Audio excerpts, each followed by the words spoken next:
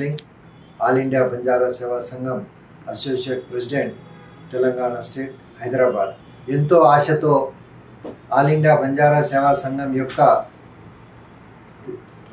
మన దేశ యొక్క అధ్యక్షులను ఎన్నుకొనుటకు భారతదేశంలో ఉన్నటువంటి ప్రతి వారు ఎదురు చూస్తున్నారు.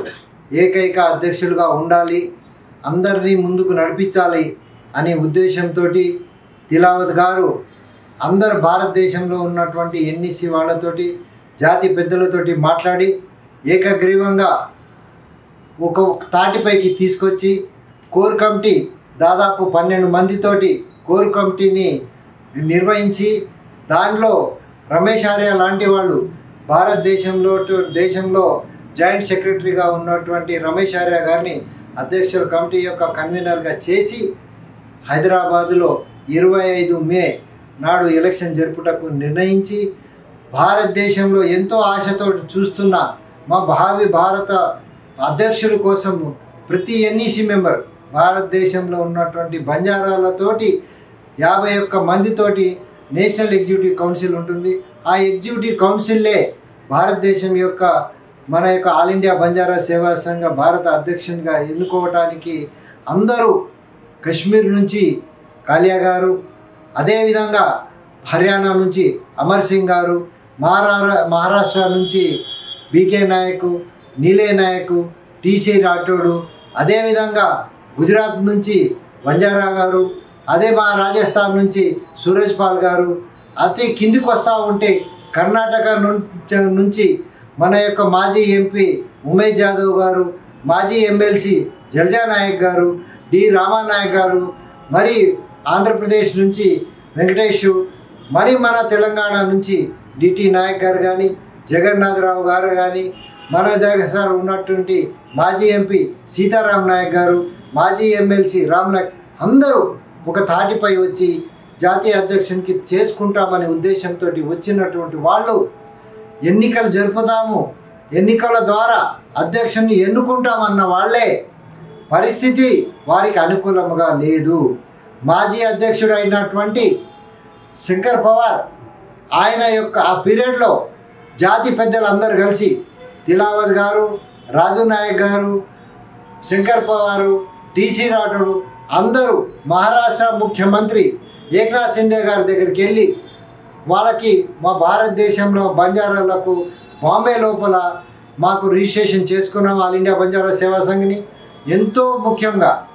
ఎంతో ఆశలతోటి మహారాష్ట్ర ముఖ్యమంత్రి అయినటువంటి స్వర్గీయ విపి నాయక్ గారు మా బంజారాలకు ఒక దిశానిర్దేశం చూపిస్తేందుకు ఎంతో ఆశతోటి స్థాపించినటువంటి 1953లో స్థాపించినటువంటి ఆల్ ఇండియా బంజారా సేవా సంఘ్ యొక్క ఉద్దేశాలను ముందుకు తీసుకెళ్లాలనే ఉద్దేశంతో ఈరోజు హైదరాబాద్లో ఎన్నిక చేసుకున్నారు. కానీ అక్కడ ఇచ్చినటువంటి ఏక్నాథ్ షిండే గారు ఆనాటి ముఖ్యమంత్రి బాంబేలో ఆల్ ఇండియా బంజారా సేవా సంఘానికి బిల్డింగ్ కట్టుకోవడానికి 5000 గజాల నవీ ముంబై, ఎక్కడైతే అధిక ప్రాధాన్యత ఉన్నటువంటి నవీ ముంబైలో 5000 గజాలని ఏ విధంగా మనం తీసుకోవాలి, ఏ విధంగా దాన్ని స్వాధీనం చేసుకోవాలి, హస్తగతం చేసుకోవాలి, చివరికి మోటు భాషలో తినేయాలనే ఉద్దేశంతో మాజీ అధ్యక్షుడు శంకర్ పవార్ నా మనిషి ఇక్కడ ఓడిపోతారు, నా టీం ఓడిపోతుంది, ఎన్నికల ద్వారా చేసుకుంటే రారు అనే ఉద్దేశంతో ఎలక్షన్ని బైకాట్ చేయాలి, ఏ విధంగా చేయాలి, ఏమి చేయాలో అర్థం కాక తెలంగాణలో ఉన్నటువంటి కొందరిని కలుపుకొని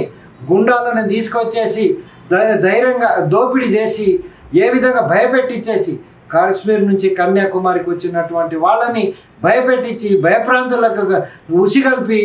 ఎలక్షన్ని పోస్ట్పోన్ చేద్దాం, మన మనిషి అనుకున్న మనిషిని అధ్యక్షునిగా జాతీయ అధ్యక్షునిగా ఎన్నుకోవాలనే ఉద్దేశంతో వేసుకున్నటువంటి కుట్రని భారతదేశం నుంచి అన్ని వైపుల నుంచి వచ్చినటువంటి ఎన్ఈసి మెంబర్లు అతన్ని వాళ్ళ శంకర్ పవార్ యొక్క టీం యొక్క విషయాలను బయట రాకుండా వాళ్ళ యొక్క ప్లాన్లన్నీ చిత్తు చేసుకుంటా ఎన్ఈసి మెంబర్ సౌమ్యుడు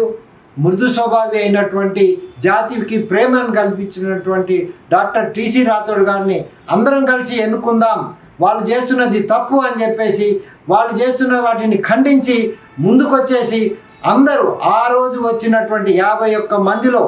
వచ్చినటువంటి 36 మంది వచ్చారు. 36 మందిలో 26 మంది ఒకవైపు డాక్టర్ టీసీ రాథోడ్ గారి యొక్క నాయకత్వాన్ని సమర్థిస్తూ మన యొక్క తిలావత్ గారు ప్రతిపాదించినటువంటి మనిషి ఉంటే తిలావత్ గారి యొక్క నాయకత్వంలో భారతదేశంలో ముందుకు తీసుకెళ్దాం, బంజారాలు ప్రతి రాష్ట్రానికి వెళ్ళి ప్రతి చీఫ్ మినిస్టర్ని అక్కడున్న నాయకుల్ని ఏకతాటిగా తీసుకొచ్చి భారతదేశంలో ఉన్నటువంటి బంజారాలని చైతన్యపరిచి అభివృద్ధి బాటలో నడిపిస్తామన్నటువంటి కలలు కన్నటువంటి తిలావత్ గారి యొక్క ఆశల్ని టీం మెంబర్స్కి అందరు చిత్తు అయిపోయినారు. అటువంటి పరిస్థితుల్లో ఎన్ఈసి వాళ్ళు మెంబర్స్ అందరూ తిలావత్ గారి ఆధ్వర్యంలో టీసీ రాథోడ్ గారి నాయకత్వాన్ని సమర్థించుకుంటూ జాతీయ అధ్యక్షునికి చేసినటువంటి వాళ్ళకి అందరికీ నేను మనస్ఫూర్తిగా ధన్యవాదాలు. జై బంజారా, జై భారత్.